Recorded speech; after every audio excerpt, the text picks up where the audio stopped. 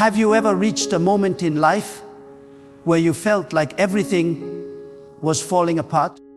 Where the weight on your shoulders seemed unbearable? Where every door slammed shut and the people you thought you could rely on turned their backs on you? In those moments, the voice of despair whispers, "It's over. Nothing will change. You are stuck here forever." But I came to tell you today with unwavering conviction, do not believe that lie. Trust God. He will fix your situation. When you look at the ruins of your life, God sees the blueprint for restoration. When you see chaos, God sees order. When you feel hopeless, God is preparing a breakthrough that will leave you speechless. There is a truth that cannot be shaken. God has never failed, and He will not start failing with you. Your situation may look impossible. Your bank account may be empty. Your health may be weak. Your relationships may be broken. Your mind may be heavy with worry. But listen, God does not ask you to solve what only He can solve. He asks you to trust Him. Trust is not passive. Trust is active faith. Trust is saying, I may not see the way, but I know God has the way. Trust is declaring, though I am surrounded by storms, I know God will calm the waves. Trust is standing firm when every voice tells you to give up, and still believing that God will fix it. Do not let your present trouble deceive you. Do not let your pain make you blind to the power of God. The same God who created the heavens and the earth, who spoke light into darkness, who separated seas and raised nations. This is the God who is watching over you right now. Your problem may be big, but God is greater. Your enemies may be many, but God is stronger. Your resources may be few, but God owns everything. When you lean on Him, you will find that what looks shattered in human eyes is only a canvas for His miracle. Some of you are living in silence, carrying secret burdens that no one knows. You cry in the dark, smile in the light, but inside you are weary. You are asking, why is this happening? When will it change? Does anyone care? I assure you, God cares. God has seen your tears. God has heard your prayers. And God has already set in motion the answer. The delay is not denial. The waiting is not rejection. The silence is not abandonment. Trust God. He will fix it at the right time, in the right way, with a result so perfect that you will understand why He made you wait. When you fix your eyes on the problem grows bigger. But when you fix your eyes on God, the problem shrinks in comparison to His greatness. Some of you are chained by fear. You keep replaying what could go wrong instead of believing in what God can make right. Fear is the enemy of trust. Fear whispers lies. You will never recover. You will never succeed. You will never be free. But faith anchored in God declares, my destiny is in the hands of the Almighty. My future cannot be destroyed by fear. My tomorrow is safe in His plan. God has never abandoned those who trust Him, and He will not abandon you. Even now, God is working behind the scenes. Even when you cannot see it, He is aligning circumstances. Even when you cannot feel it, He is strengthening you. Even when nothing seems to move, He is preparing the shift. That sickness that looks final is not final with God. That failure that seems permanent is not permanent with God. That betrayal that broke your heart will not stop your destiny with God. Trust Him with every detail of your life, and you will see that He takes what was meant for harm and turns it into good. Stop trying to control what you were never meant to control. Stop worrying about what you cannot change. Stop exhausting yourself with questions that only God has the answers to. Instead, surrender. Lift your heart and say, God, I trust you. Even if I don't understand, I trust you. Even if it hurts, I trust you. Even if I cannot see, I trust you. That act of surrender is not weakness. It is the greatest strength you will ever know. Because when you let go, God steps in. When you stop fighting battles that are not yours, God fights them for you. When you lay down your burden, God carries it with His power. Remember, these situations change, but God does not change. People may fail you, but God will never fail you. Doors may close, but God can open new ones no one can shut. Enemies may rise against you, but God can silence them with a single word. Trust Him. Trust Him when the night feels endless. Trust Him when the valley is deep. Trust Him when the storm is violent. Trust Him when nothing makes sense. Because trusting God is never wasted. And sooner than you think, you will see with your own eyes that God has fixed what no human hand could repair. There are moments in life when everything inside you screams to give up. Your strength feels drained. Your mind is clouded. Your soul feels crushed. But let me tell you this truth. When your strength ends, that is where God begins. The hand of God is not shortened. His power is not limited. His mercy is not exhausted. You may look at yourself and say, I am weak, I am broken, I am nothing. But God looks at you and says, you are mine, and I will raise you up. That is the essence of trust.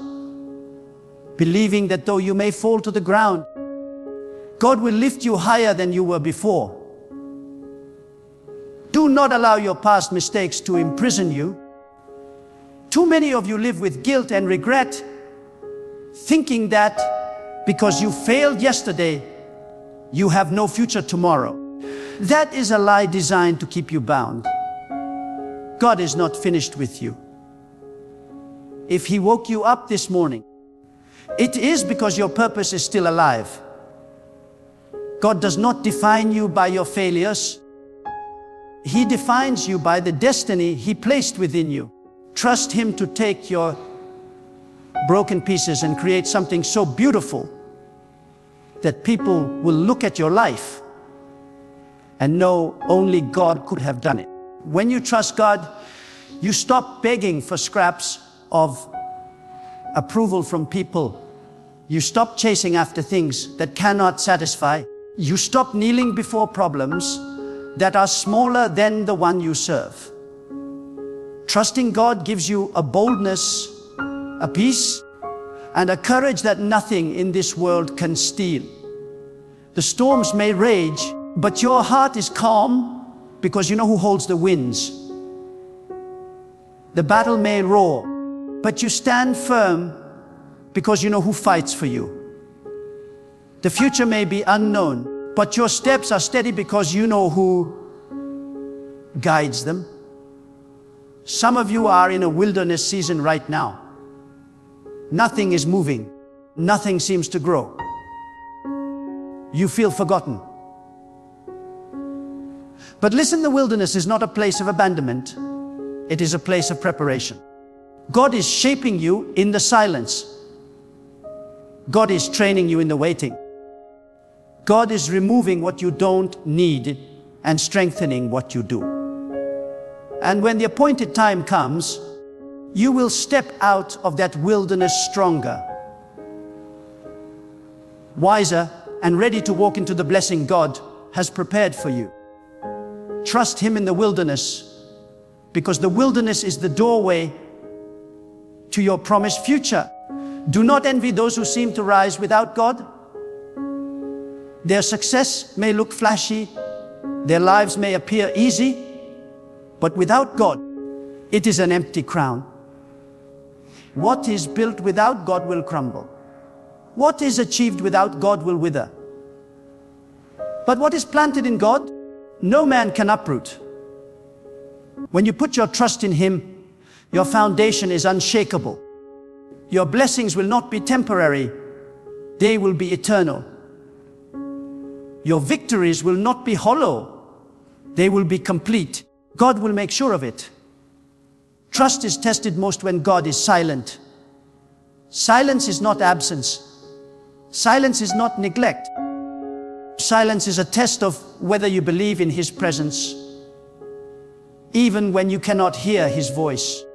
Do you trust Him enough to keep walking in the dark, knowing His hand still holds you?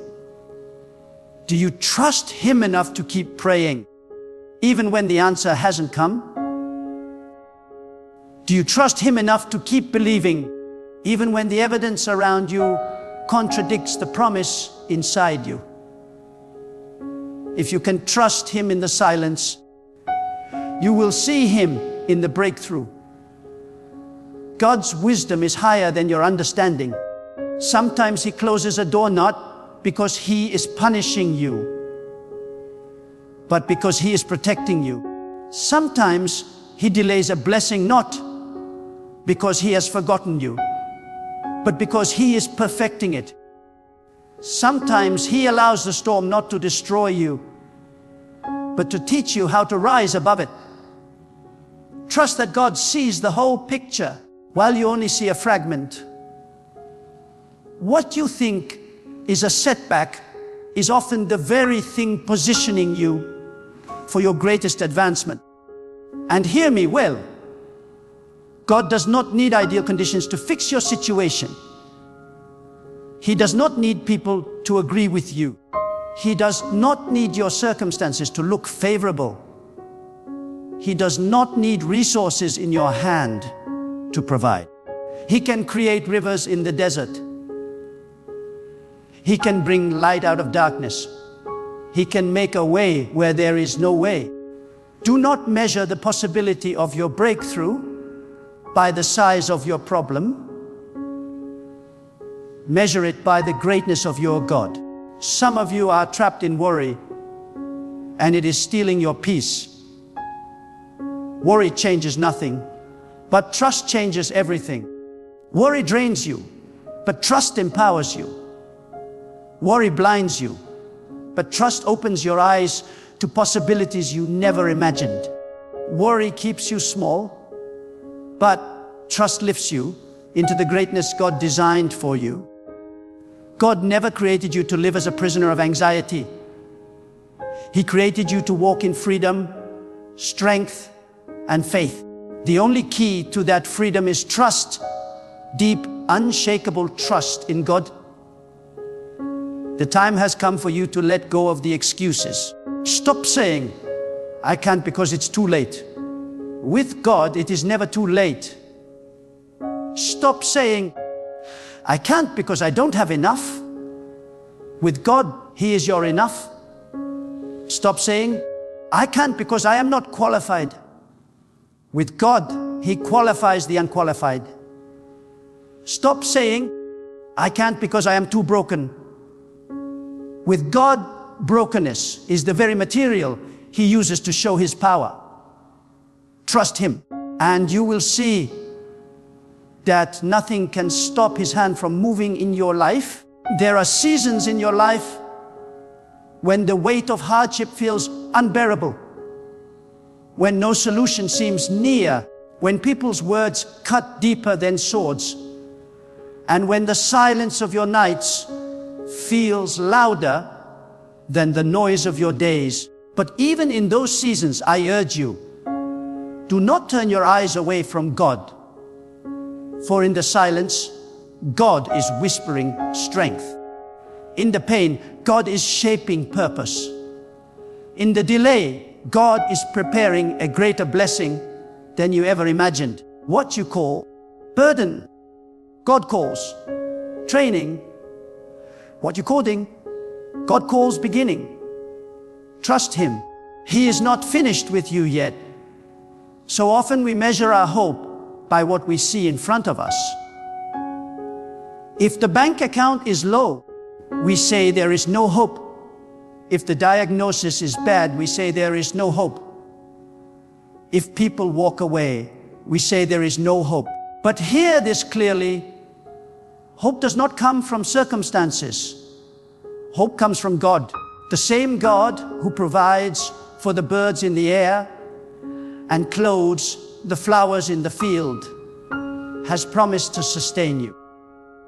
Your circumstances may change daily, but the God who holds you never changes. He is the anchor that keeps you steady when everything else shifts.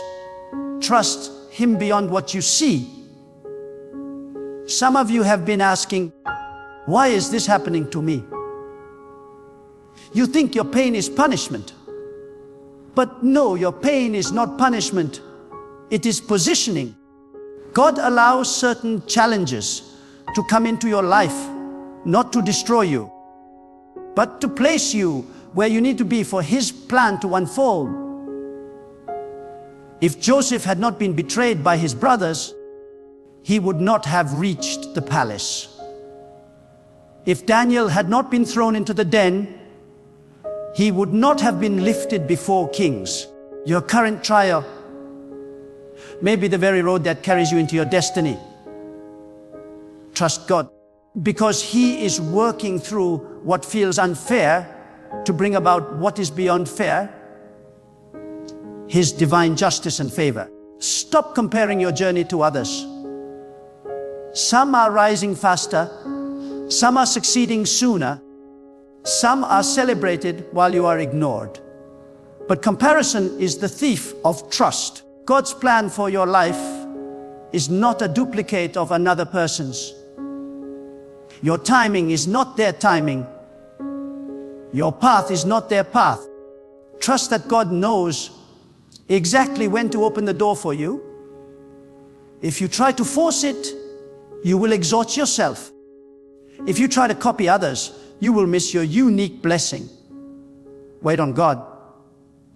His timing is perfect. When He decides it is your season, no power in this world can stop what He has ordained for you. Many live in bitterness because of betrayal. People you trusted broke their promises. People you loved turned against you. People you supported abandoned you in your weakest hour. But hear this: trust in God will heal what human betrayal has broken. Do not give bitterness the power to poison your heart. Release them, not for their sake, but for your own. For when you trust that God is your defender, you stop seeking revenge. When you trust that God sees every injustice, you stop worrying about human judgment. And when you trust that God is your avenger, you can walk in peace knowing that no betrayal can cancel His plan for you. Trusting God is not only for the big things. It is for the small things too. Every detail of your life matters to Him. The conversation you had today, the thought that troubled your mind, the decision you must make tomorrow. God cares about all of it. He is not just the God of miracles. He is the God of daily bread. He provides in the little, so you will have strength for the much. Too often, we trust God only for the dramatic breakthroughs, but not for the ordinary steps of life. Learn to trust Him in the everyday, and you will discover that even the small things align perfectly when He is guiding your path. Do not be deceived by temporary setbacks. A delay is not a defeat. A closed door is not the end. A fall is not final. Trust God enough to rise again. The righteous are not those who never fall. They are those who trust God to lift them after every fall. Life will push you down, but God will raise you higher. Life will strip things away, but God will restore with abundance. Life will test you, but God will reward your endurance. Trust Him when you are down, for it is only a matter of time before He places you on higher ground. When fear surrounds you, remember that God is greater than every fear. Fear looks at the storm, but trust looks at the one who commands the storm. Fear magnifies the problem, but trust magnifies God's power. Fear paralyzes, but trust propels. Fear whispers, "You can't," but trust declares, "With God I will." Do not let fear have the final word in your life. Replace every fearful thought with trust. Say to yourself in the middle of the night, "God is with me." Say in the face of uncertainty, "God will guide me." Say in the midst of lack, "God will provide for me." This is how you win. By placing your confidence not in what you see, but in the God you serve. And let me remind you, trusting God is not weak hope, it is unshakable confidence. It is not a wish, it is an assurance. When you trust Him, you are not crossing your fingers and hoping for the best. You are standing firm on the guarantee that God does not fail. His promises are unbreakable. His will is unstoppable. His love is unending. When you trust Him, you are saying, "I know my life is in the safest hands." And those hands will never let you go. When life presses you to the ground and you feel as though your prayers rise no higher than the ceiling, that is when you must anchor your soul in the unshakable truth that God hears, God sees, and God answers. Do not be fooled by how things appear. The silence of heaven does not mean the absence of God. He is nearer to you in your valley than He was when you stood on the mountaintop. Trust Him, because what feels like delay is often God's way of preparing you for a blessing so great that you could not handle it if it came too soon. There is a hidden strength that comes only when you put your trust in God. It is the strength that keeps you walking when others quit. It is the peace that steadies your heart when others lose their minds in panic. It is the courage that allows you to face giants that everyone else runs away from. Trust in God does not make life easier, but it makes you unbreakable in the face of hardship. You may bend under the storm, but you will not snap. You may stumble under the weight, but you will not collapse, because the power that holds you is not your own. It is God's. Let me speak to those who feel forgotten. Perhaps you look around and it seems as though everyone else is advancing while you remain in the same place. Doors open for others but stay locked for you. Opportunities find them but bypass you. Listen closely, you are not forgotten. God has written your name on the palm of His hand. He has marked your life with divine purpose. What He has ordained for you cannot be stolen, delayed, or denied by anyone. Trust Him, because when the right moment arrives, He will lift you so high that the years of waiting will look like nothing compared to the glory of the blessing. You must also understand that trusting God requires letting go of the need to control. Control is rooted in fear. Fear that if you don't manage everything, it will fall apart. But trust says, even if I don't understand, I believe God holds it all together. Release the steering wheel of your life. You are not the driver. God is. The more you fight to control what is beyond you, the more you tire yourself out. But the moment you surrender, you step into supernatural rest. That rest is not laziness.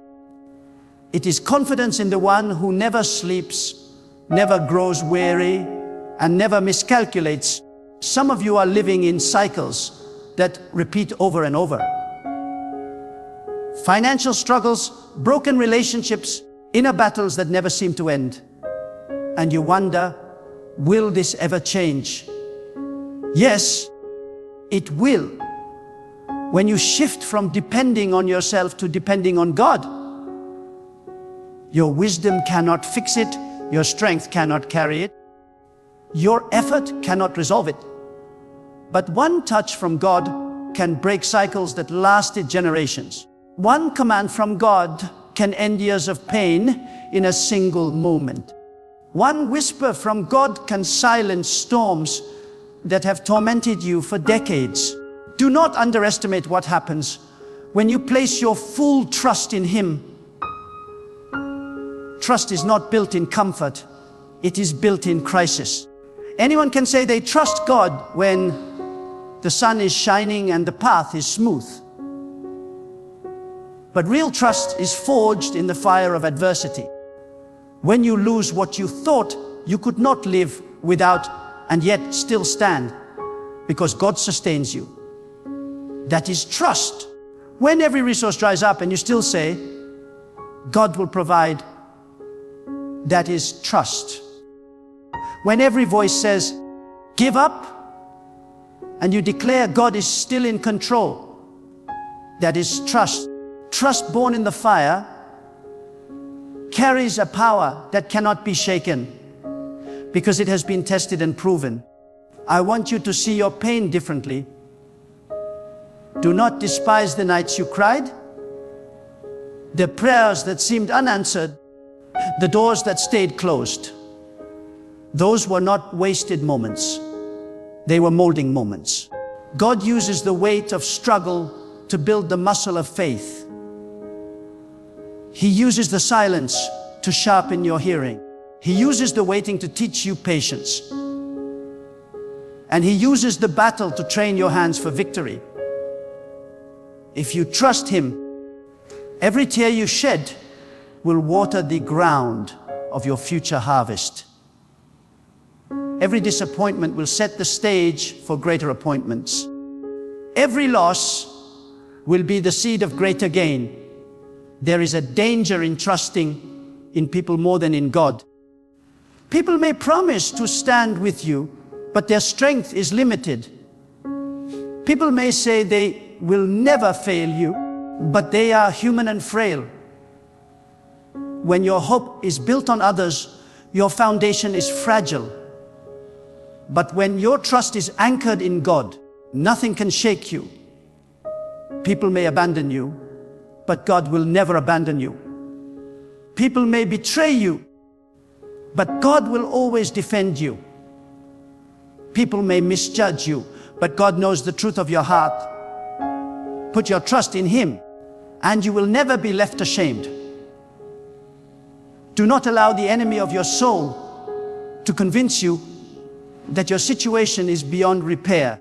There is no damage too deep, no mistake too great, no wound too severe for God to heal. He is the mender of broken lives, the restorer of shattered dreams, the rebuilder of ruined foundations. You may see ashes, but God sees beauty.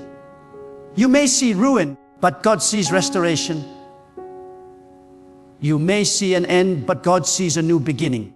Trust Him to rewrite your story in a way that no human hand ever could. And let me tell you this, trusting God is not just about believing He will fix your situation. It is about believing that He will make it better than it was before. He does not simply patch up the broken, He makes it new. He does not just return what was lost, He multiplies it.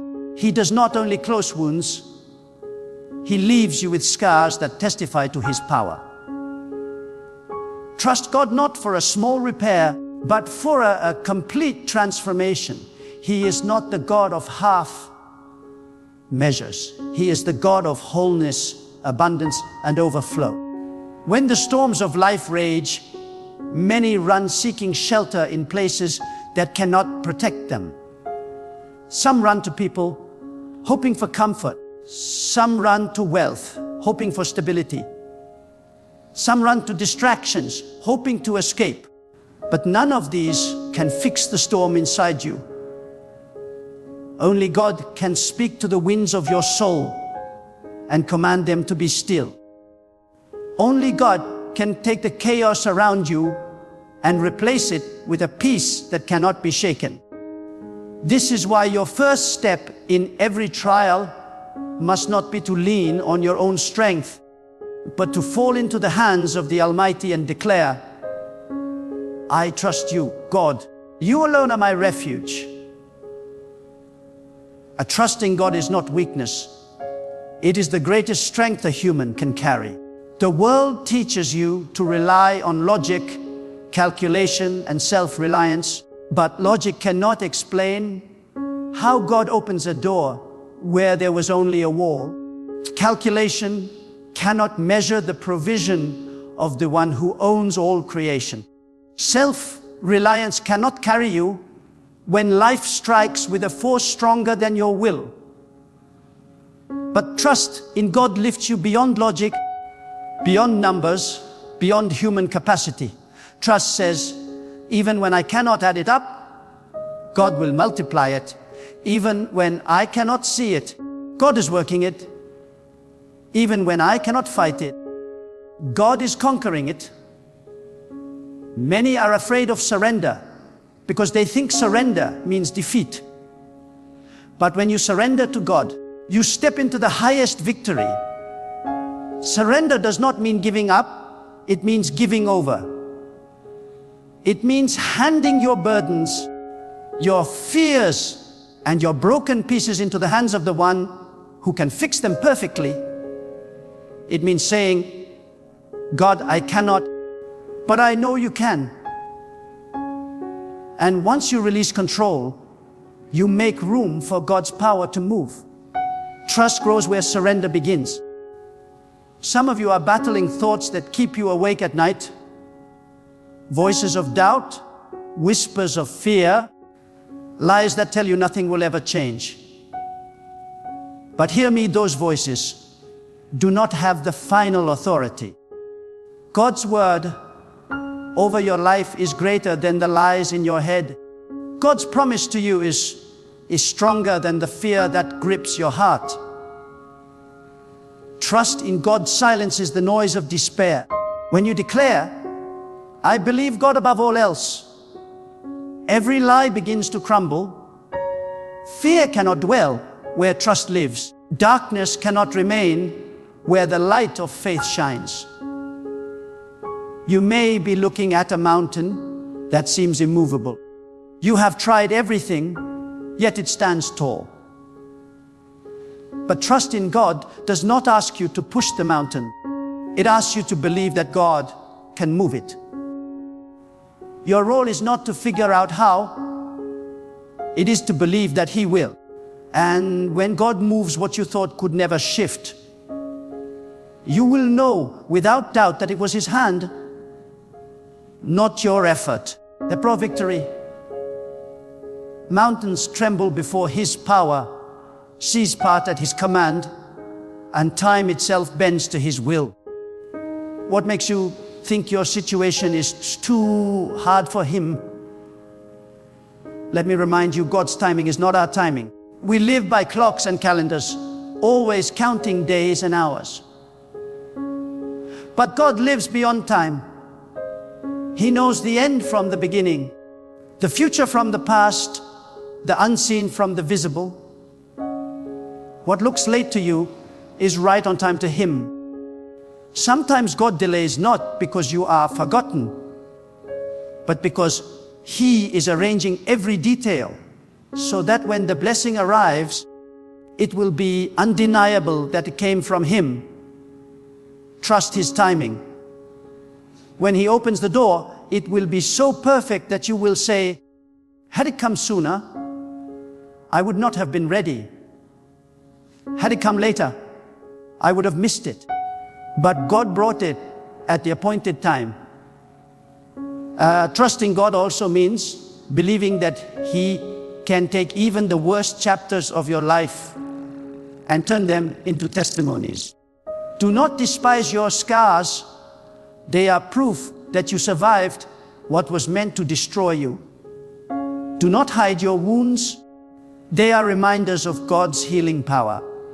Every trial you endures is shaping you into a living testimony of His faithfulness. One day, someone will look at your life, hear your story, and their faith will rise. Not because of what you did, but because of what God did through you when you trusted Him. Some of you think your prayers are too small for God.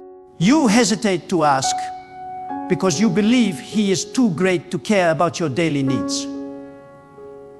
But I tell you, God is both the God of galaxies and the God of details. He who sustains the stars is the same one who provides your daily bread. He who governs nations is the same one who counts every hair on your head. Trust Him not only with the monumental battles, but with the smallest matters of your life. He delights when His children trust Him fully in all things great and small. Let me speak to those who are tired. You have fought battles for years. You have prayed. You have hoped. And still the struggle continues. You feel drained as if nothing will ever shift. But I declare to you, your waiting is not wasted. God is storing every tear, recording every prayer, and counting every step of endurance. At the right moment, He will pour out a blessing that makes every season of struggle worthwhile. Do not give up now. You are closer to the breakthrough than you realize. Trust God one more day, one more prayer, one more act of faith. That one act may be the key that unlocks your miracle. And here this God does not only fix situations, He transforms lives. You may think the answer you need is a change in circumstances, but often the greatest miracle is the change God works inside you while you wait. He uses waiting to build patience. He uses trials to produce endurance. He uses pain to deepen compassion. When you trust Him, you emerge not only with a changed situation, but with a changed heart, stronger, wiser, more resilient, and more anchored in His presence than ever before. When everything in life seems overwhelming, when the weight of your trials feels heavier than you can bear, remember this God has never abandoned you, and He never will. What looks impossible to man is always possible with God. He is the one who parts seas, breaks chains, and opens doors that no power on earth can shut. Your situation may look broken, but in the hands of God, even broken pieces become a masterpiece. He is not limited by your resources, your past, or your circumstances. He is the unlimited source of strength, hope, and restoration. So stand firm in your faith, even when the storm rages, because storms do not last forever. Trust God, and He will turn your pain into power, your fear into courage, and your tears into testimonies. Do not let doubt steal your peace, for the same God who created the universe is working behind the scenes for you right now. He is aligning people, opportunities, and blessings in ways you cannot yet see. Lift up your head, strengthen your heart, and keep your trust anchored in God alone. For in due season, the very thing that was sent to break you will be the platform on which God lifts you higher. Hold on, because God is faithful. Trust Him, and He will fix your situation, not just in a small way, but in a way so great that you will look back and say, surely it was only God who could have done this.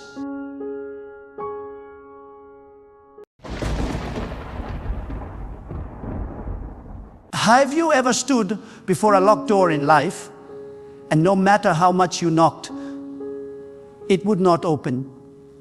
Have you felt the weight of delay, the frustration of waiting, the sting of rejection? There are moments when it seems as though every door is shut tight and your prayers echo back with silence. But hear me clearly today: when God commands, no door can remain closed. When God speaks, the iron gates swing open. When God decides, no power in heaven, earth, or beneath the earth can stop your breakthrough. And today, I am here to reveal to you a key so simple yet so powerful that if you use it with faith, you will see locked doors burst open before you. The key is not in human hands. The key is not in manipulation, compromise, or struggle. The key is in the power of your faith-filled declaration. God has placed authority in your tongue. God has placed strength in your voice. God has given you a command to call those things that are not as though they already are, and to speak with faith until mountains crumble before you. There is a declaration that shakes the heavens, one that breaks barriers, one that confuses the enemy, one that causes angels to move on your behalf. When you speak it with faith, when you release it with fire in your spirit, you are no longer knocking timidly on doors. You are commanding them to open by the authority of God Almighty. And I say to you now, when you declare with faith, God is my way, God is my strength, God is my deliverer, 3 times with unshakable conviction, something happens in the unseen realm. The doors you thought were locked forever begin to swing wide. The opportunities you thought were gone forever come rushing back. The healing you thought could never reach your body begins to flow like living water. The peace you thought had left your mind returns with power. You see, when you declare it, not once, not twice, but 3 times, you align yourself completely with the authority of God. 3 times. The number of divine confirmation, the seal of heaven's assurance. It is no longer a hope, no longer a wish. It is a decree in alignment with God's will. Say it once and the ground shakes. Say it twice and the heavens move. Say it 3 times and the doors burst wide open. You are not speaking empty words. You are echoing the power of God's promise.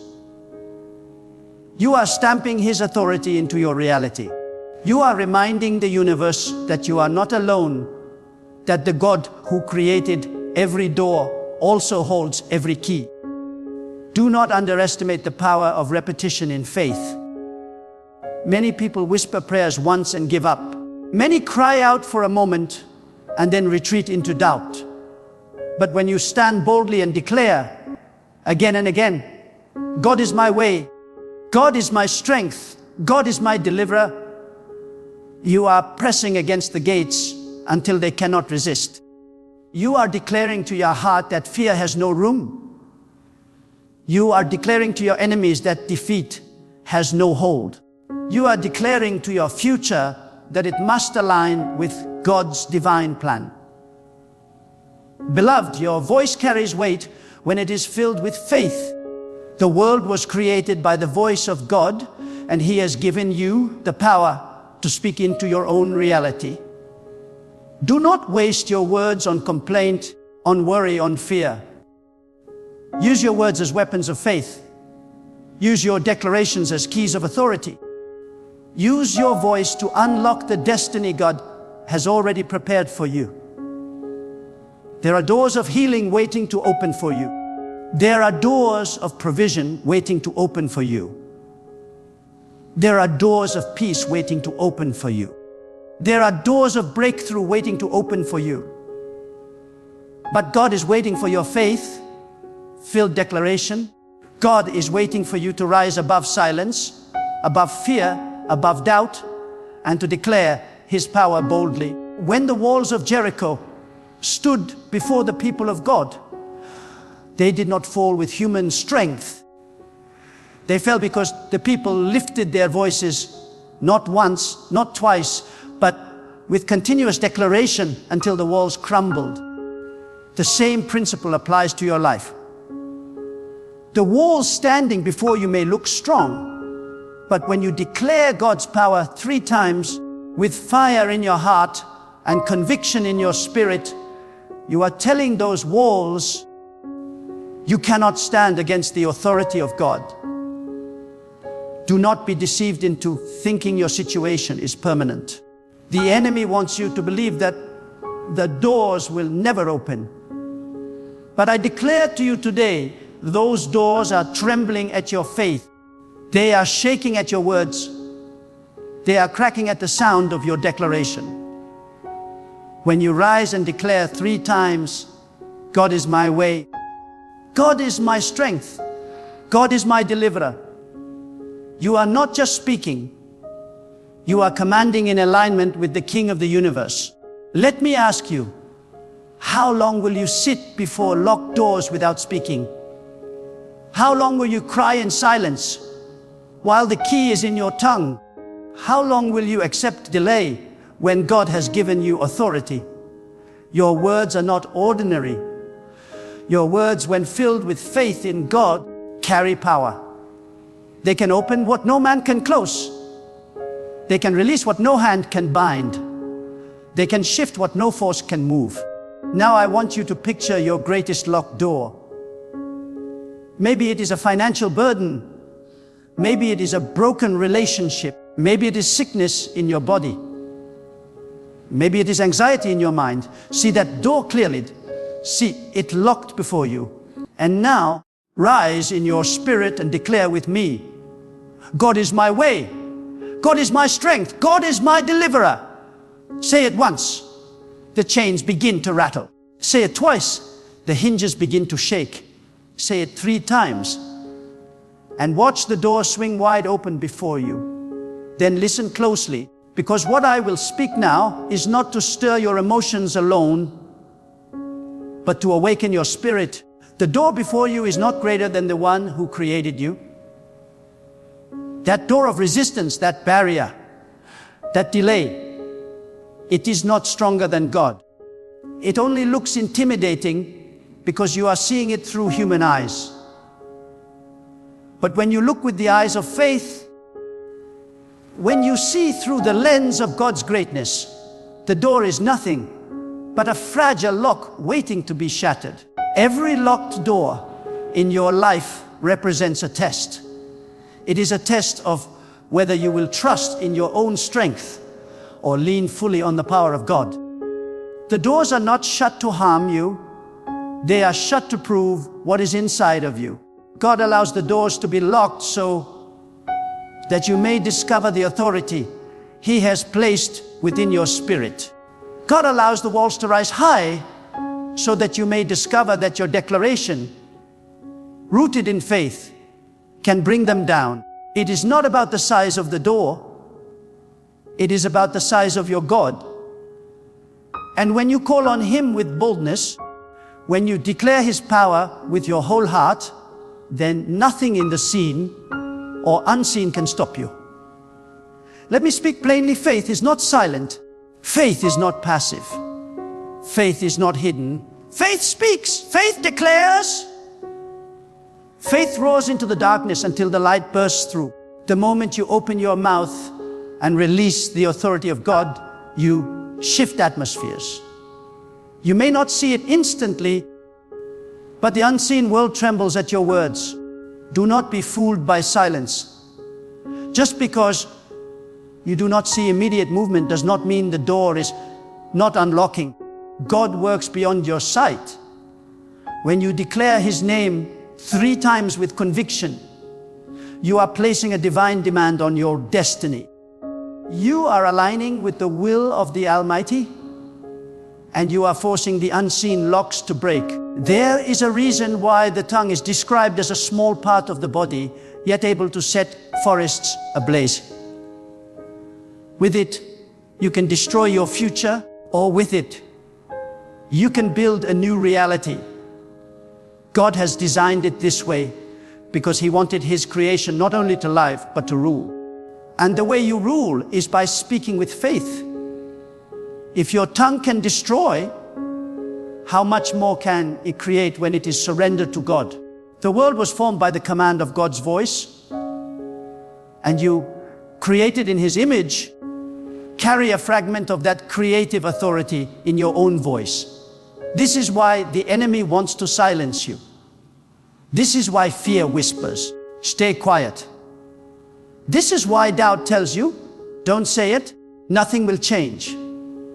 Because the enemy knows the moment you rise and speak in faith, things must shift. Darkness fears your declaration. Bondage fears your command. Closed doors fear your persistence. And when you declare 3 times, you are breaking through the first layer of resistance, the second layer of hesitation, and the third layer of opposition. You are pressing until nothing can resist the authority of God. Consider the prophets of old. They did not remain silent in the face of opposition. They declared the word of God with boldness. They spoke not once, but again and again, until what they proclaimed became reality. They understood that persistence in declaration brings manifestation. Do not speak once and walk away. Do not whisper once and give up. Continue. Press. Declare again. Because when you speak 3 times, you seal your faith with divine confirmation. Some of you listening now have been circling the same door for years. You have prayed silently, hoped secretly, wished quietly, yet nothing has moved. Today I tell you, silence must break. The door will not open until your mouth opens. Your destiny will not shift until your tongue is loosed. You are waiting for God to move, but God is waiting for you to declare. He has already given you the key. He has already given you the authority. He is waiting for you to rise and use it.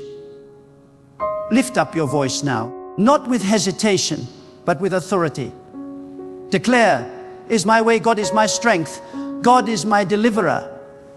When you say this, you are not repeating empty words. You are unlocking dimensions of faith within you. The first declaration breaks fear. The second declaration builds faith. The third declaration seals victory. And as you stand there, watch as doors begin to shift. Some will open immediately. Some will begin to crack and swing slowly.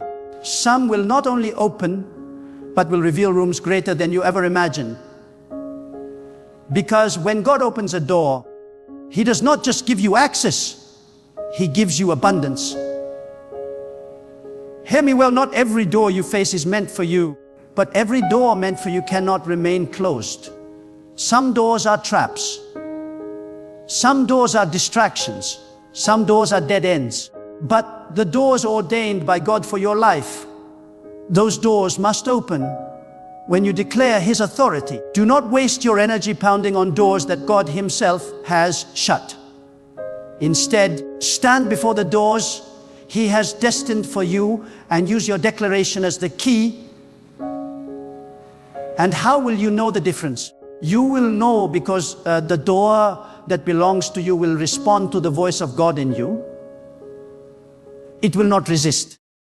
It will open because it recognizes the authority of the one who sent you. The power is not in your volume. It is not in how loud you shout. The power is in your faith. You can whisper it and the heavens will still tremble. If your heart is filled with conviction, you can cry it through tears and the earth will still move if your spirit is anchored in trust. Say it with trembling lips. Say it with a breaking voice. Say it with weary strength. but say it with faith, and the doors will respond. I tell you this with love. Stop underestimating yourself. Stop living as though you are powerless. God did not create you to be defeated. God did not place you here to beg at the doors of others. God created you with authority. God formed you to walk in dominion. And when you align your voice with His power, you will not merely knock on doors, you will command them to open. The world is filled with those who sit before locked doors and complain. But few rise and declare. Few take the authority of God seriously. Few understand that the key is already in their hands. Do not be among the crowd that waits in silence. Be among the chosen who rise, declare, walk through. Because once you understand this truth, once you practice it, you will never again fear closed doors. You will see them not as obstacles, but as opportunities for God's power to be revealed. And when those doors open, remember this: it was not by your might, not by your wisdom, not by your effort, it was by the hand of God. This is why your declaration is not about you. It is not about your power. It is about surrendering your tongue, your faith, your spirit to the authority of the Almighty. When you say, God is my way, you are renouncing every false path. When you say, God is my strength, you are renouncing self-dependence. When you say, God is my deliverer, you are renouncing every false hope and standing firmly on His power. And as you do, as you speak it 3 times, watch how everything around you begins to align. Watch how obstacles begin to weaken. Watch how enemies begin to scatter. Watch how fear begins to lose its grip. Watch how peace begins to fill your heart. For when God is your way, you cannot be lost. When God is your strength, you cannot be broken. When God is your deliverer, you cannot remain in chains. Beloved, there is something I must remind you with urgency. Destiny is not delayed because of God. Destiny is delayed because of hesitation. Too many people sit waiting for something to change on its own, when God has already put the seed of authority in their own hearts. The doors of your future are waiting for you to act, waiting for you to declare, waiting for you to step forward with faith. God has already written your story, but the ink of His promise is activated by the voice of your faith. The question is not whether God is able. The question is whether you will rise and declare what He has already ordained. Think of this truth. Every locked door in your life is also a locked door in the spiritual realm. It is not just a wooden barrier, a steel gate, or a human obstacle. It is a manifestation of unseen resistance. Behind every locked door is an assignment. Behind every locked door is a portion of your calling. Behind every locked door is the blessing waiting to be born. But do you know what breaks the resistance? It is not tears alone. It is not effort alone. It is not waiting in silence. It is the bold declaration of God's power over that door. The unseen forces cannot resist the sound of faith. They cannot resist the authority that comes when you declare God as your way, your strength, and your deliverer. Some of you have been walking in circles, and the enemy has whispered that you are forgotten. But hear me, you are not forgotten. God has not abandoned you. The door is not closed forever. It is waiting for the moment you rise with unshakable conviction and claim what is already yours. God is waiting to see whether you will settle in defeat or stand in faith. Every test of delay is not meant to destroy you, but to refine you. And when you pass the test, when you declare 3 times with unwavering trust, the door will open in such a way that no one will ever again question whether you walk in the authority of God. Let me speak directly to your heart. Do not fear the sound of silence. Just because you do not hear the door moving does not mean God is not working. Some doors do not open with a creak. They open suddenly with a crash. Some breakthroughs do not announce themselves. They arrive like a flood. That is why you must not stop declaring. That is why you must not stop believing. Because in the very moment when you feel the weakest, in the very hour when it seems impossible, that is when God shows His greatest strength. He waits until every human hand has failed, so that His hand alone will be glorified. And when He opens a door, it is not just for you. Listen carefully. When God opens a door for you, generations are blessed through it. When you declare in faith and walk into your breakthrough, you are not just unlocking your own future, you are unlocking the futures of those connected to you. Your family, your children, your community, they all benefit when you refuse to bow to locked doors. You may think you are only fighting for yourself, but in truth, you are fighting for a legacy. When you declare 3 times that God is your way, strength and deliverer, you are creating a pathway, not only for your own destiny, but for those who will come after you. Do not underestimate the ripple effect of your faith. One person who believes can shift an entire household. One person who declares can unlock blessings for an entire community. One person who refuses to bow to fear can ignite courage in countless others. When you stand and speak, you are not just declaring to your own heart. You are declaring to the world that God reigns, that His power cannot be challenged, that His authority is final. But I must also warn you, there will always be resistance before the breakthrough. The enemy does not hand over ground easily. He will try to shake you. He will try to convince you that nothing is happening. He will try to tire you so that you stop declaring before the 3rd time. But you must endure.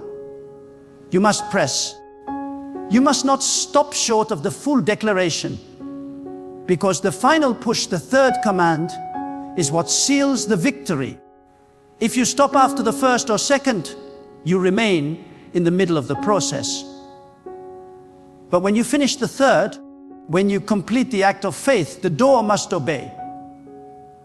There is a mystery in repetition that many ignore. Every time you declare, you are chiseling at the foundation of resistance. The first word shakes the ground. The second strikes the wall. The third breaks it down completely. That is why God requires persistence. That is why He honors endurance. Because He wants you to know that the door did not fall by chance. It fell because you pressed with faith until it could not stand. Now imagine with me, you are standing before the greatest door of your life. Behind it lies your calling, your peace, your provision, your destiny. The enemy has placed guards before it, has locked it with chains, has fortified it with walls of doubt. But you, filled with the spirit of faith, stand tall. You raise your voice and you declare once, God is my way, God is my strength, God is my deliverer. The chains rattle. You declare again, and the hinges shake. You declare the 3rd time, and suddenly the door bursts open, not by your power, but by the hand of the Almighty. And as you walk through, you realize that the only thing keeping you from this moment all along was the silence of your own lips. Hear me? God has given you more authority than you realize. The world has tried to diminish you. People have tried to belittle you. Circumstances have tried to break you. But none of these have the final say. God alone holds the final word. And when you align your voice with His, you are unstoppable. No door can withstand the sound of faith. No chain can resist the authority of God. No prison can hold a spirit that has declared freedom in His name. So I challenge you today, stop living as though you are powerless. Stop shrinking back before locked doors. Stop waiting for someone else to hand you a key. You already carry the key. The authority of your voice, the faith in your heart, the power of your declaration. That is the key God has given you. Use it. Declare it. Speak it 3 times and watch as the impossible becomes possible. And when the doors open, do not forget who opened them. Do not think it was by chance, by luck, or by the favor of men. It was God and God alone. It was His power, His hand, His authority working through your faith. And when you recognize this, your heart will overflow with gratitude. Your spirit will overflow with praise, and your life will overflow with testimony. There is a battlefield that many never recognize, yet it determines everything in your life. The battlefield of the unseen. You may look around and see people, circumstances, or even yourself as the obstacle, but in truth, the greatest resistance comes from forces you cannot see. They place locks on doors meant for you. They whisper lies into your mind. They surround you with fear, so you will not dare to declare. But when you speak with faith, when you declare God's authority over your life, you are not just speaking to circumstances. You are commanding the unseen. You are telling every force of darkness that their time of control has ended. You are telling every chain that its time has come to break. Spiritual warfare is not fought with weapons of this world. It is fought with the word of faith, the fire of prayer, and the declaration of God's power. When you say 3 times with conviction, God is my way, God is my strength, God is my deliverer, you are striking blows in the unseen realm. Each word is like a hammer against the walls of resistance. Each declaration sends ripples of power into dimensions beyond your sight. And though you may not see the battle, you will see the victory. For no enemy can withstand the voice of a believer who knows the authority of God. Do not be surprised when opposition rises just before the breakthrough. The closer you are to the door, the louder the resistance becomes. The nights may grow darker. The attacks may intensify. The doubt may whisper stronger than ever. But this is the sign that the door is near. The storm is strongest before the calm. The pressure is greatest before the release. This is why you must not give up in the final stretch. Declare with persistence, with fire, with unwavering trust. Because the moment you quit is often the moment before the breakthrough. But the moment you press through with the 3rd declaration, the moment you finish the act of faith, the door bursts open and the battle is won. When the door opens, however, do not walk through it casually. Walk through it with reverence, with gratitude, with purpose. Too many people cry out for open doors, yet when God grants them, they step in carelessly and waste what has been given. An open door is not just an opportunity, it is a responsibility. When God grants you access, He is also trusting you to carry His light into the new place. He is trusting you to represent His greatness where others could not go.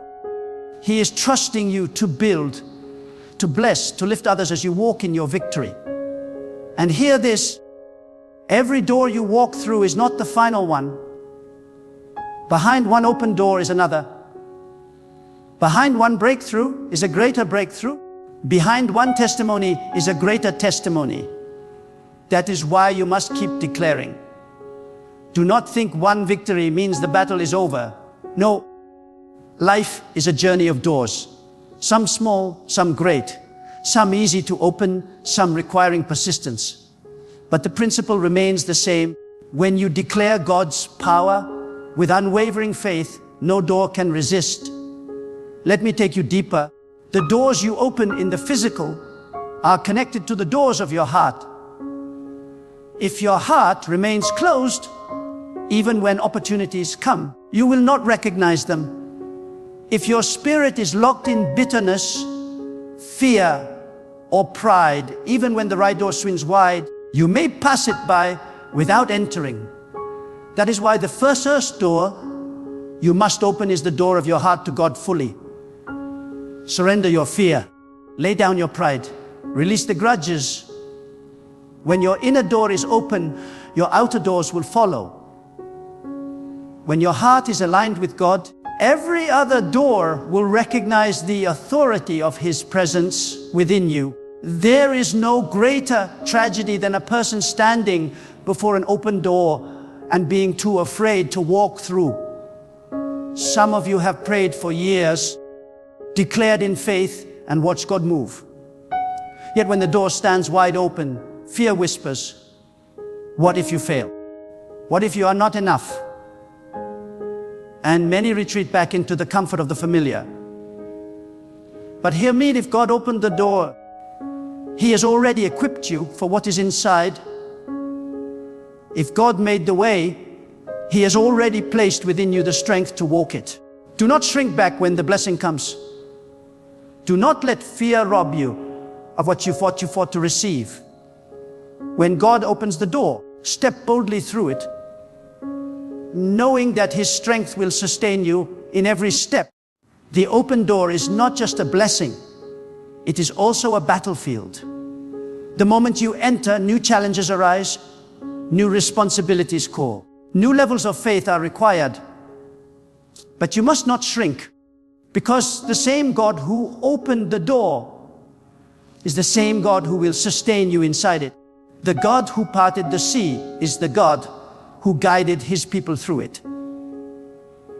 The God who broke the chains is the God who will lead you into freedom.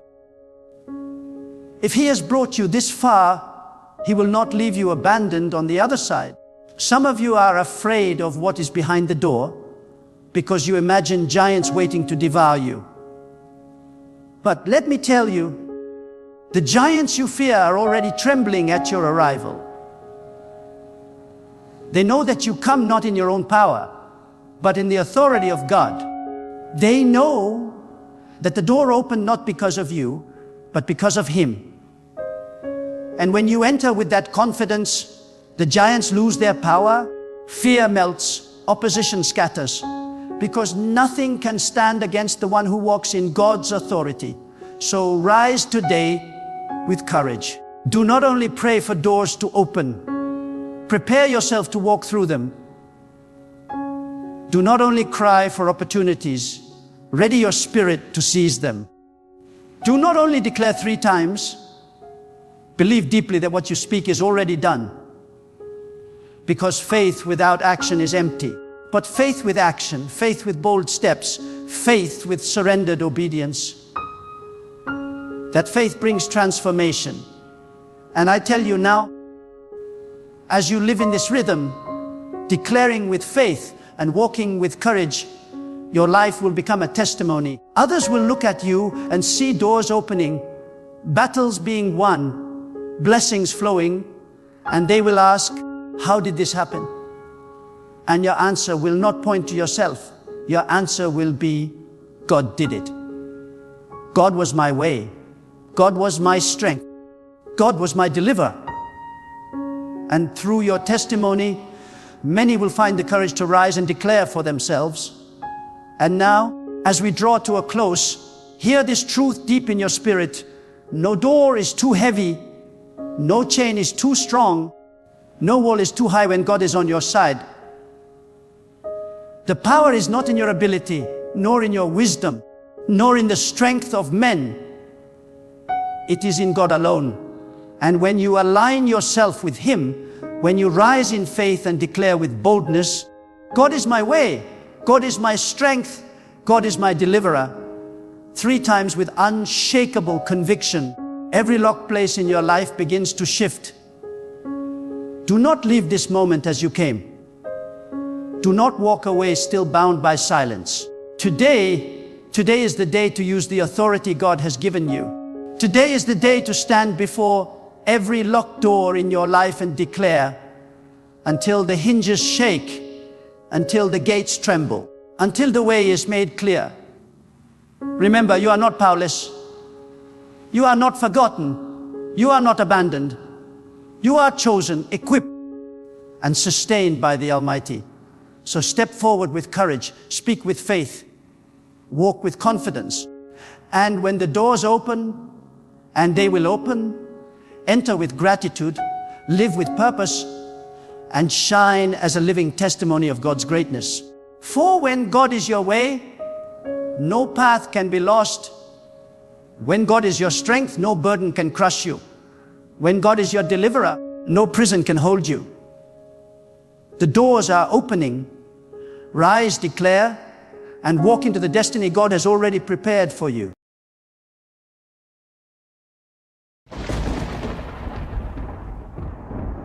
Have you ever stopped and asked yourself this question?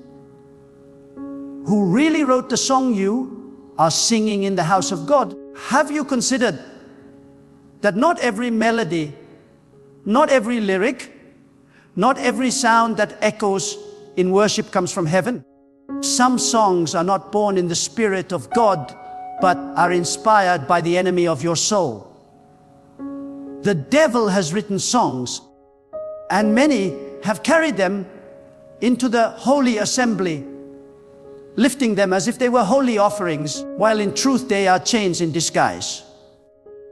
And today, my heart burns to tell you this truth.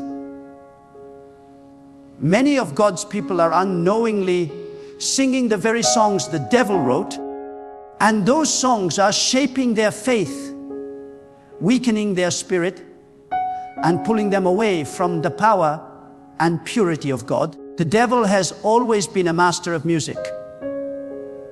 He knows that melody reaches deeper than sermons, that rhythm can slip into the soul before words are understood. Music bypasses walls, penetrates emotions, and lodges itself in memory. That is why the devil uses music more than anything else.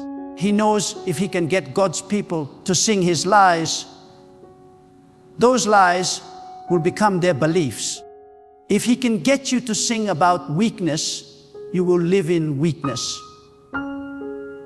If he can get you to sing about defeat, you will walk in defeat. If he can get you to sing about self, you will never exalt God. The devil understands that a song on your lips can become a spirit in your life. And this is why we must be discerning. Not every song that mentions God carries his spirit. Not every melody that sounds holy is born in heaven. Some songs were written in hell, and the people of God are singing them without knowing. There are songs in churches today that glorify feelings rather than glorifying God. Songs that magnify human emotion, sadness, and brokenness, but never lift the soul to the throne of God. There are songs that endlessly repeat empty phrases, stirring the flesh but not the spirit. Songs that make people feel spiritual, but leave them powerless against sin, powerless against temptation, powerless against fear.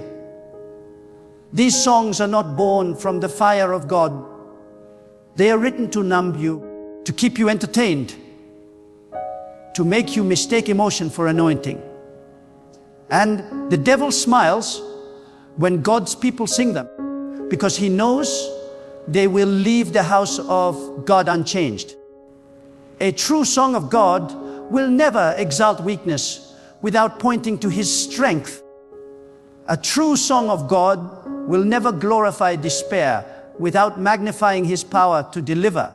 A true song of God will never leave you in your sorrow, but will lift you into faith, into victory, into the unshakable reality that God is greater than every storm.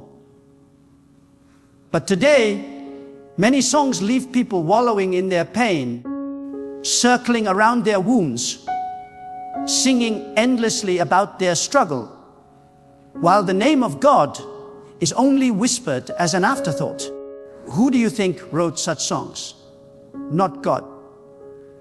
For God is not the author of confusion, nor the composer of despair. God is the giver of strength, the fountain of victory, the song of freedom.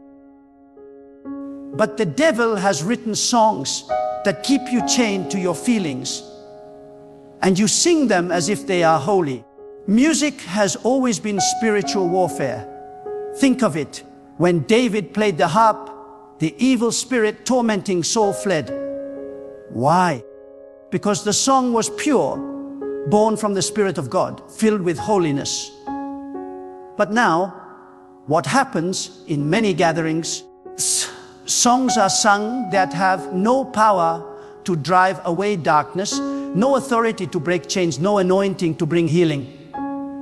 Instead, the songs invite entertainment, performance, and self-centeredness.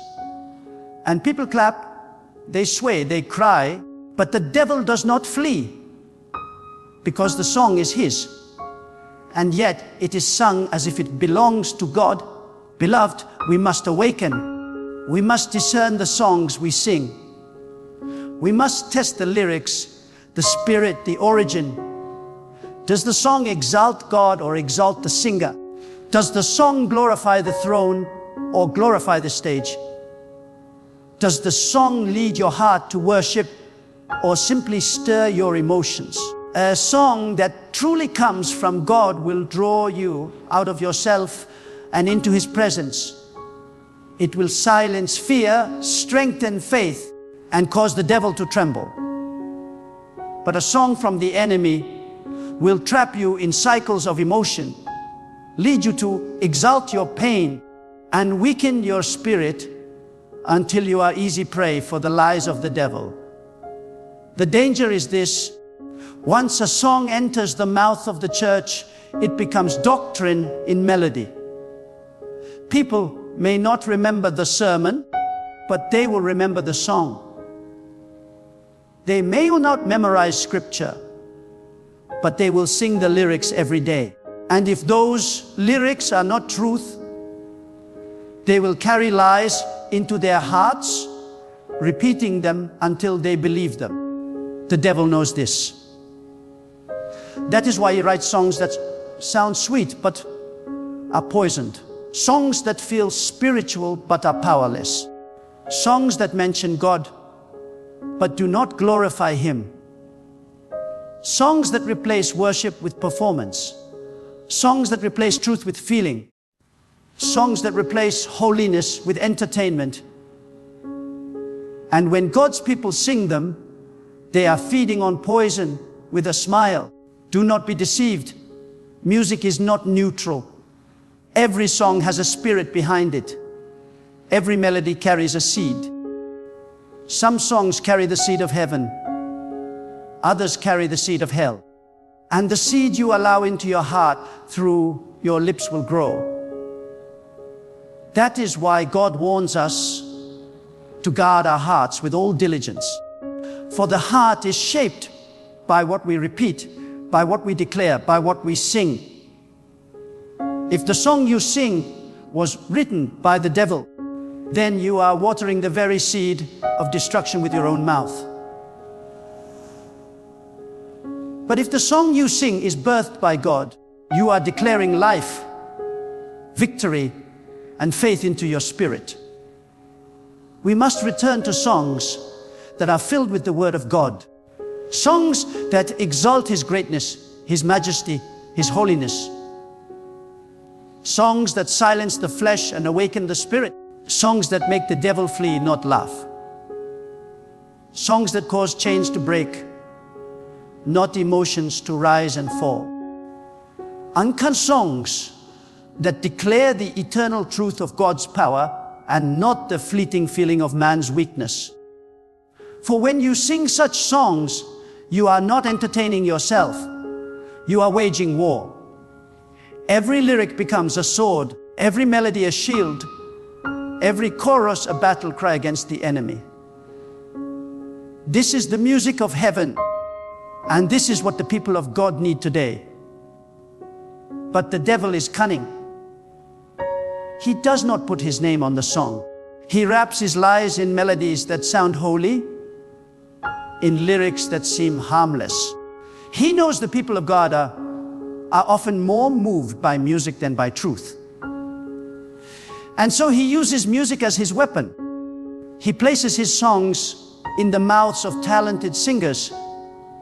He fills the air with his rhythms, and he sends them into the house of God disguised as does worship. And because they sound beautiful, many accept them. Because they stir emotions, many call them anointed. Because they are popular, many declare them holy. But popularity does not prove purity. Emotion does not prove anointing. A song that pleases the flesh but does not glorify God is not worship. It is deception. I tell you today, guard your lips from the songs of the devil. Do not allow your spirit to be chained by melodies that weaken your faith. Do not let your worship become corrupted by lyrics that exalt man instead of God. Sing only what strengthens your spirit. Sing only what magnifies God. Sing only what breaks the grip of fear and fills your heart with the power of heaven. For the songs you sing are not just words, they are weapons. And if you choose the wrong weapon, you will lose the battle before it even begins. Beloved, understand this: worship is not entertainment. Worship is warfare. Worship is not about what you feel. It is about who God is. Worship is not about performance. It is about surrender. Worship is not about the stage. It is about the throne. And the devil trembles when the people of God worship in truth. That is why he works tirelessly to corrupt the songs of worship, to twist them into tools of deception. But when you lift your voice in songs that exalt God, songs filled with His truth, songs birthed in His Spirit, every chain is broken, every darkness flees, every fear dissolves. That is the power of true worship. The devil wrote many songs, but you do not have to sing them. You can choose the song of God. You can fill your lips with truth. You can turn your worship into a weapon of victory. Do not settle for empty lyrics. Do not settle for melodies that stir your flesh, but starve your spirit. Sing what glorifies God. Sing what lifts your faith. Sing what breaks the chains. And when you do, you will see the power of God move mightily in your life.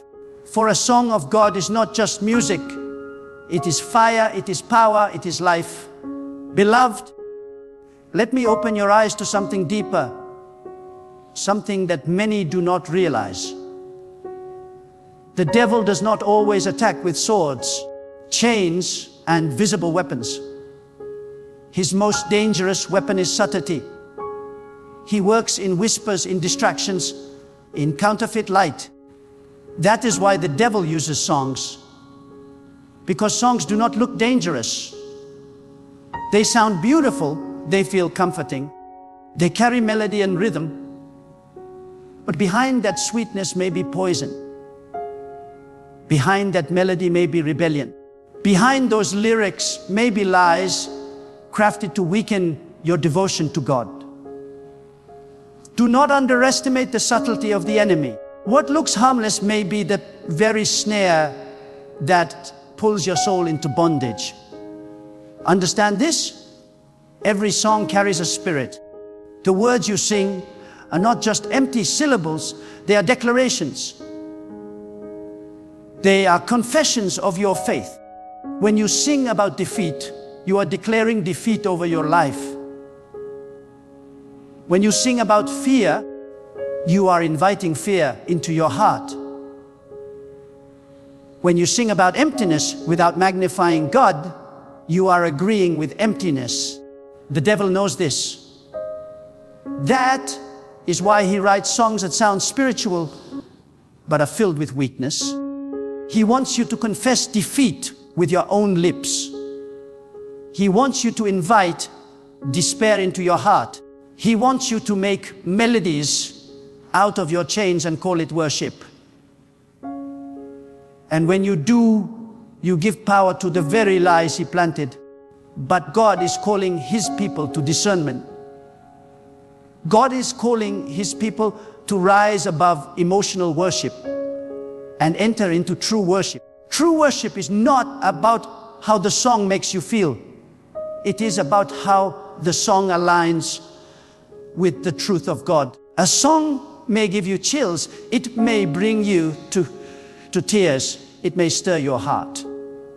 But if it does not glorify God, it is not holy. If it magnifies your feelings more than his greatness, it is not worship. If it entertains your flesh but does not strengthen your spirit, it is not from God. You must weigh the songs you sing against the truth of God. Does it exalt his power? Does it magnify his holiness? Does it lift your heart into his presence? If not, it is not a song of heaven. The tragedy is that many have confused popularity with purity. Because a song is sung by millions, they assume it is from God. Because it trends on radios, fills stadiums, and echoes across nations, they assume it carries the Spirit of God. But remember, the devil also has followers. The devil also has influence. The devil also knows how to spread his lies far and wide. Do not be deceived by numbers. The majority is not always walking in truth. Many follow the wide road, and only a few walk the narrow path. The same is true of music. The wide road is filled with songs that please the flesh, but the narrow road is filled with songs that glorify God. And let me tell you this, God does not need performance. God does not need stage lights, smoke machines, or polished voices. God is not impressed by your talent. He is moved by your truth. You can have a voice that shakes stadiums, but if your song does not glorify God, it is noise in his ears. You can have instruments that sound like angels, but if the song exalts man more than God, it is empty sound. What God desires is purity of heart. What God desires is lyrics filled with truth. What God desires is worship that comes from the Spirit, not entertainment that feeds the flesh. Some of you must ask yourselves, what are you really singing? Do you even listen to the words, or do you just let the melody carry you? The devil knows if you stop thinking and just keep singing, his lies will seep into your heart unnoticed. That is why discernment is crucial. Guard your lips. Guard your heart. Guard the songs you allow into your spirit. Because songs are seeds, and once planted, they grow. If you plant the seeds of lies, you will reap chains. If you plant the seeds of truth, you will reap freedom. There is another danger, the spirit of imitation. Many churches today no longer seek God for fresh songs. Instead, they copy what the world sings and add God's name to it. They take the rhythms of the world, the melodies of the world, the culture of the world, and try to baptize it in religion. But what is born of the world will always carry the spirit of the world. You cannot take the enemy's music, sprinkle God's name on it, and call it holy. God is not mocked. Holiness cannot be mixed with corruption. Purity cannot be mingled with compromise. A song birthed in the world cannot carry the fire of heaven. It will only carry the spirit of where it was born. And if it was born in rebellion, no matter how beautiful it sounds, it will only spread rebellion. Beloved, true worship costs something.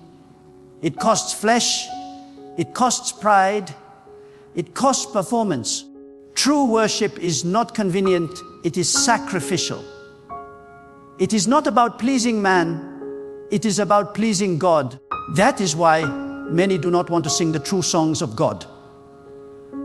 Because those songs demand surrender. Those songs confront sin. Those songs strip away the masks and call you into holiness. And many would rather sing songs that make them feel good than songs that make them bow in reverence before the living God. This is why the devil's songs are more popular. They flatter the flesh while starving the spirit. But the song of God may pierce your heart before it lifts you. It may humble you before it empowers you.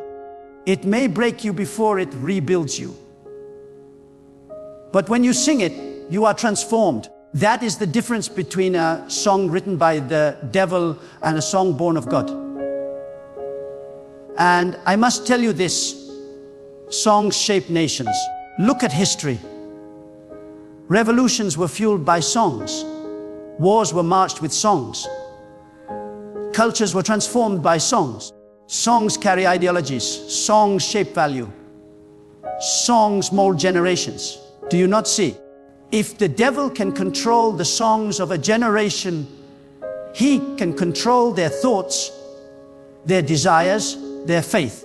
That is why the battle for music is so fierce.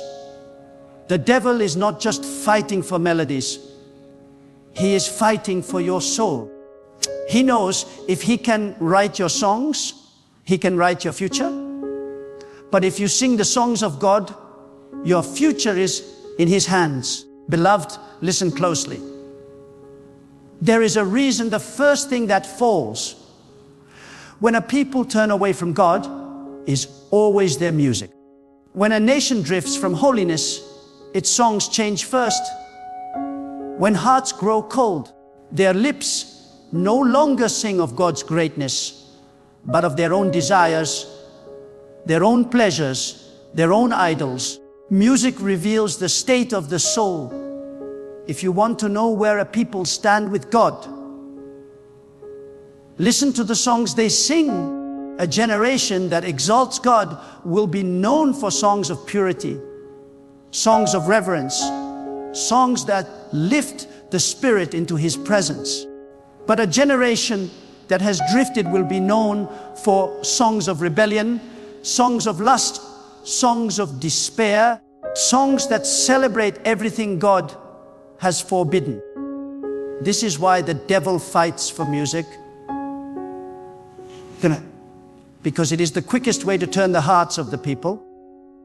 The devil does not need to preach a sermon if he can make you sing his lyrics every day. He does not need to teach you lies if he can clothe them in melodies that feel irresistible.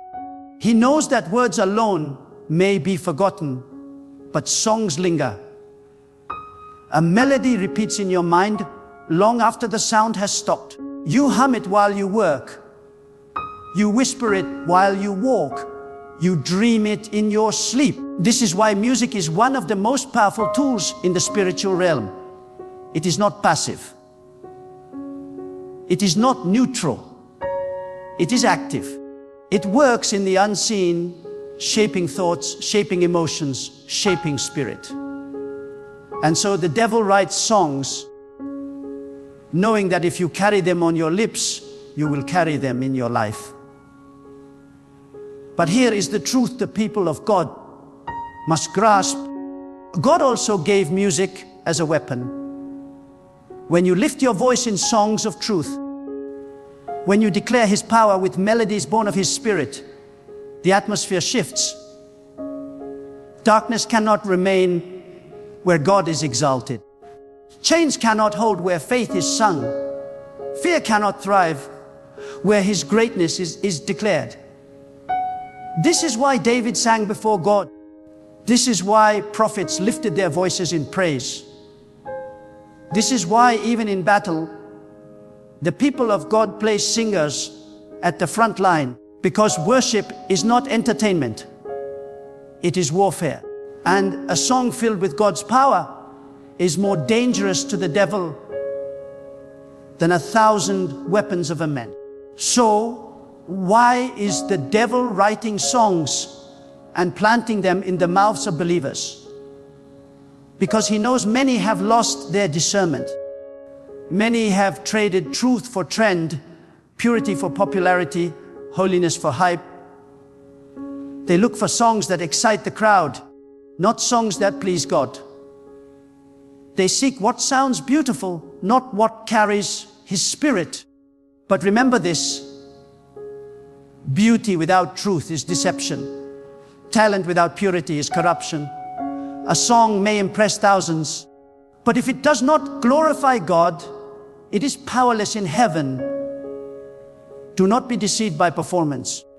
God is not listening to the quality of your voice. He is listening to the posture of your heart. The devil has deceived many into believing that worship must sound perfect, polished, and professional. But some of the most powerful worship does not happen on stages. It happens in hidden rooms where hearts cry out to God in truth. It happens in prisons, where chains rattle but voices still rise. It happens in deserts where no instrument is heard but the heart beats in rhythm with heaven. That is true worship. And the devil hates it because it cannot be manipulated. It cannot be packaged. It cannot be corrupted. We must ask ourselves, why do we sing?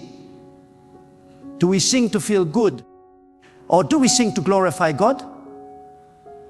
Do we sing to entertain ourselves? Or do we sing to wage war in the Spirit? Do we sing to impress others? Or do we sing to move the heart of God? Because intention matters. A song of God must come from a place of reverence, not performance. It must be filled with truth, not just emotion. It must be aligned with His holiness, not our convenience. Another trap the devil has set in music is endless repetition without depth. Songs that circle around the same shallow phrases, stirring emotion but never lifting the heart into truth. And people confuse the rise of feelings with the presence of God. They sway, they weep, they shout. But when the music stops, nothing has changed. Why? Because feelings are not transformation. Emotion is not faith. True worship does not leave you the same. It changes you. It breaks sin. It renews your mind. It strengthens your spirit. A song from God will leave you closer to Him. A song from the devil will leave you empty, though entertained. We must also be careful of songs that subtly twist the truth. Some songs mention God but redefine Him. They reduce Him to a vague idea, a powerless figure, a comforting presence without authority. But God is not vague. God is not powerless. God is not limited. He is the creator of heaven and earth, the ruler of all, the one who holds life and death in His hands. Any song that strips God of His majesty, that paints Him as less than holy, is not a song of heaven. It is a song of deception. And I must tell you, the devil is not afraid of you singing about God. If your song does not honor Him, He is not threatened by your noise. He is threatened by your truth.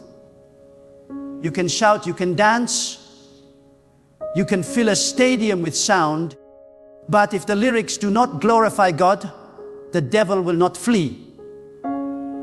But if you whisper one song of truth, birthed from a heart surrendered to God, all of hell trembles. It is not the volume of your song that matters. It is the spirit behind it. Beloved, you must reclaim the music of heaven. Fill your lips with songs of truth. Train your children to sing songs that exalt God, not songs that glorify the world. Fill your homes with melodies of holiness, not rhythms of corruption. When the devil tries to infiltrate your heart with his songs, silence him with the songs of God. Replace his lies with truth. Replace his despair with praise. Replace his rebellion with surrender. Because every time you sing God's truth, you push back the darkness. The devil wrote songs, yes, but God also gave his people the power to sing. And your song is not just sound, it is spirit. When you sing in truth, you are declaring war on the enemy. When you sing in truth, you are building an altar to God in your heart. When you sing in truth, you are aligning your soul with eternity. That is why the devil is after your songs, because he knows your worship is his defeat. Beloved, hear this with all the weight of truth. When the devil writes a song, he does not simply aim at your ears, he aims at your soul. He knows that music shapes memory more than speeches, that melodies enter the heart even when the mind resists. That is why he weaves lies into rhythm so that you repeat them willingly, joyfully, unknowingly. And when your lips confess those lies in song, your spirit begins to live them out. Do not underestimate this strategy. It is subtle, but it is deadly. For the words you sing are not harmless. They are seeds planted in your heart, and every seed grows into a harvest. The enemy is not only writing songs of despair and weakness, he is also writing songs of pride. Songs that exalt man more than God. Songs that celebrate the singer more than the creator. Songs that turn worship into performance, where the attention of the crowd becomes more important than the reverence of the heart. And the tragedy is this: many cannot tell the difference. They see lights, hear beautiful voices, feel emotions rise, and they call it worship. But if God is not the center, it is not worship, it is entertainment. It may please the crowd, but it does not please the throne of heaven. And let me tell you something that will shake you. The devil does not care if you mention God in the song, as long as you never glorify him. He does not fear a song that says God's name, but does not magnify his holiness. He does not tremble at lyrics that call out to God, but never declare his power. What he fears is when you exalt God above everything, when you declare his greatness with conviction, when you sing of his majesty with truth. That is what drives darkness away. That is what shakes the atmosphere. That is what brings freedom. The songs of the devil are not always dark in appearance. Sometimes they sound uplifting. Sometimes they sound comforting. Sometimes they even sound holy. But listen carefully. The question is not how they sound, but what spirit they carry. A counterfeit coin looks similar to the real thing, but its value is empty. A counterfeit song may sound like worship, but its spirit is hollow. And hollow worship cannot break chains, cannot open heaven, cannot transform hearts. Only truth-filled worship has that power. Some of you must also realize that the devil's songs do not only exist in churches. They exist in the streets, in the marketplaces, in the media, in the devices you carry. Many fill their minds daily with the devil's songs and then wonder why they struggle to feel the presence of God. You cannot feast on the melodies of the enemy all week and expect to worship with purity on the day of gathering. Your spirit becomes what it consumes. If your ears are filled with corruption, your heart will echo corruption. But if your ears are filled with the truth of God, your spirit will be lifted into holiness. The danger is not only what you sing, but also what you allow others to sing into your life. Be careful of the songs you allow into your home. Be careful of the music you let your children grow up with. For music teaches faster than sermons. Music bypasses arguments and shapes desires. A child who sings the devil's songs will learn his lies before he even knows they are lies. But a child who grows up singing of God's power, God's holiness, God's greatness, will have a spirit trained in truth before the world tries to deceive him. This is why families must guard their songs. This is why parents must lead by example. And let me give you another perspective. When you worship God with pure songs, you are joining the eternal choir of creation. The birds sing their melodies every morning, not to entertain themselves, but to glorify their Maker. The waves crash against the shore in rhythm, declaring His power. The wind whispers through the trees, carrying the sound of His greatness.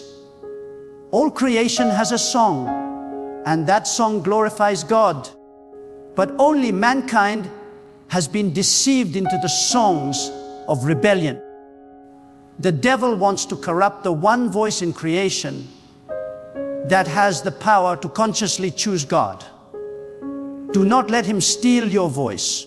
Do not let him take your worship and twist it into his instrument. Worship is a sacred trust. Music is a holy gift.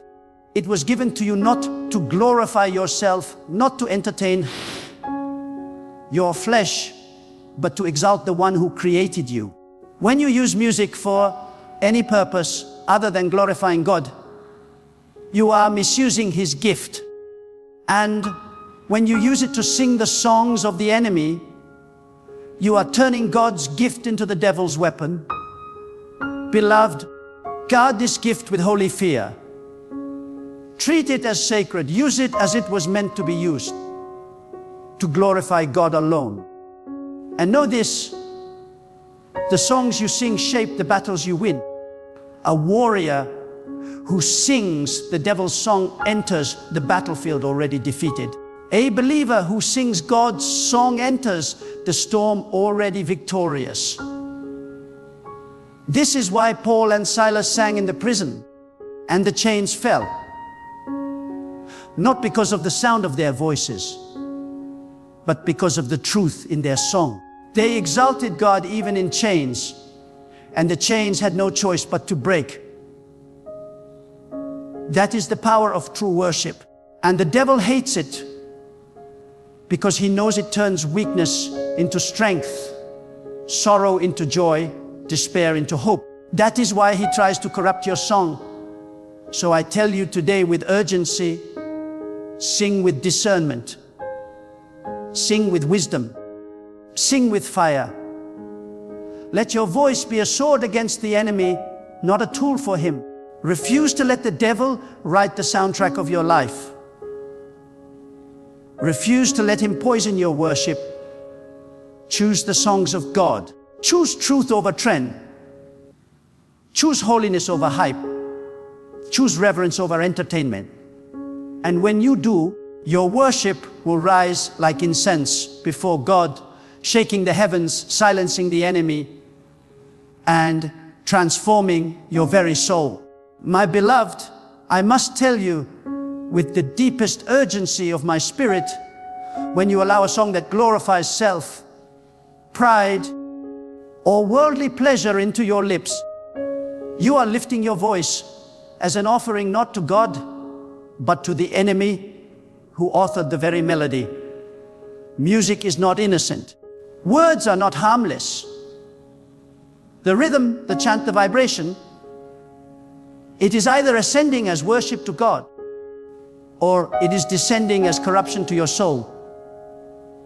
The devil does not need to preach from pulpits, for he has already placed his sermons into melodies, and the congregation sings them with lifted hands, thinking they honor God, while their spirits are entangled in chains they cannot see. Do you not realize that from the beginning, music was created to glorify God? Instruments resounded in heaven not for entertainment, but for worship. Yet the fallen one, once a creature of beauty, twisted the gift of sound into a weapon against the very Creator who made him. And now, centuries later, he does not need to whisper lies into your ears. He packages them in choruses, hooks, and refrains, and believers memorize them faster than they memorize the holy words of God. He hides rebellion in rhythm, deceit in harmony, and pride in lyrics, and the people of God sing them without discernment. Can you not feel the weight of this deception? This is why you must guard your ears with the same intensity that you guard your eyes and heart. For every song that you allow into your soul is like planting a seed. If the seed is holy, rooted in the fear of God, it will grow into worship, strength, and reverence. But if the seed is corrupt, planted by the enemy, it will bear fruit of rebellion, distraction, and disobedience. Many wonder why their prayers feel heavy, why their spirits feel dry, why their connection to God feels distant. It is because the song of the enemy has become louder than the song of heaven in their lives. Do not be deceived by the beauty of sound. Just because something sounds pleasant does not mean it is holy. The serpent in the garden did not sound frightening. He sounded persuasive, appealing, almost wise. The same is true with music. The devil does not enter through horror and terror. He enters through sweetness, through what feels harmless, through what feels comforting to the flesh but poison to the spirit. He hides destruction inside beauty, just as a wolf hides under the wool of a sheep. That is why you must test every word, every melody, every rhythm by the standard of God's truth. The people of God must reclaim music for holiness. Your voice was not created to echo the world. It was created to resound with the praises of the Most High. Your heart was not designed to beat to the rhythm of rebellion. It was designed to align with the eternal rhythm of God's presence. But as long as you sing the enemy's songs, you give him access to your soul. You allow him to sit on the throne of your emotions, to dictate your atmosphere, to manipulate your spirit. And if you are not careful, the song will become your prayer, and the prayer will shape your destiny away from God. Beloved, understand this truth. The devil cannot force you to bow before him, but he can seduce you to sing with him. And once you sing with him, you agree with him. Once you agree with him, you align with him. And once you align with him, you are already in rebellion against the one who formed you. Guard your worship as though your very life depends on it, for it does. Worship is not about preference, it is about allegiance. When you open your mouth to sing, you declare whose side you are on. If your lips declare the words of God, you stand in his light. But if your lips echo the words of rebellion, even clothed in beauty, you stand in darkness while believing you are in the light. This is why the devil wages war over music in the church. He knows that if he can corrupt the song, he can corrupt the worship. If he can corrupt the worship, he can corrupt the heart. And if he can corrupt the heart, he can corrupt the destiny of the believer. So he sends his songs like arrows into the sanctuary, disguised as harmless, but laced with poison.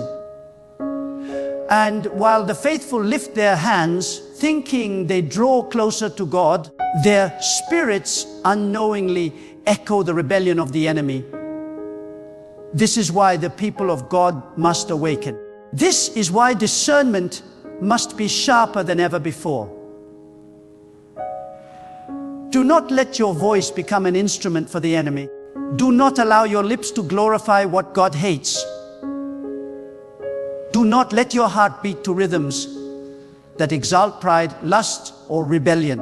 Instead, sanctify your worship. Purify your song.